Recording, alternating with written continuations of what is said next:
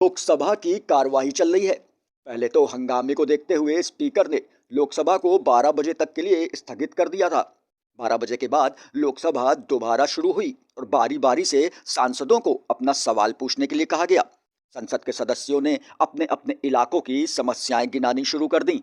इसके बाद नंबर आया बदायूं से बीजेपी सांसद संघमित्रा मौर्य का।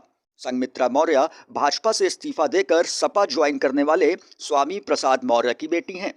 लोकसभा में तब अजीब सा माहौल हो गया जब संघमित्रा मौर्य प्रश्नकाल के दौरान अपना ही सवाल भूल गईं।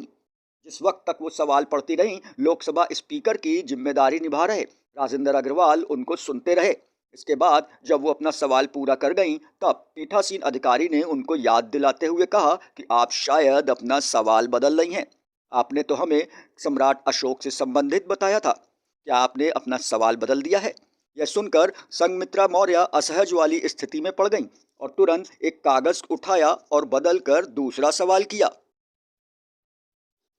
संघमित्रा मौर्य ने अपनी बारी में कहा कि सभापति महोदय जी, मैं आपके माध्यम से जानना चाहती हूं कि अभी तक युवा कार्यक्रमों का जो आयोजन हुआ था उसमें पिछड़ी जाति, अनुसूचित जाति और अनुसूचित जनजातियों की भागीदारी कितनी थी, विशेष रूप से उत्तर प्रदेश में क्या था।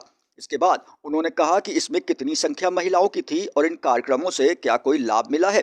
जब वो इतना बोल रही थी कि अचानक सभापति ने उनको टोकते हुए कहा कि संघमित्रा जी, आपने विषय बदल दिया है, इसमें तो सम्राट अशोक के बारे में कुछ लिखा हुआ है।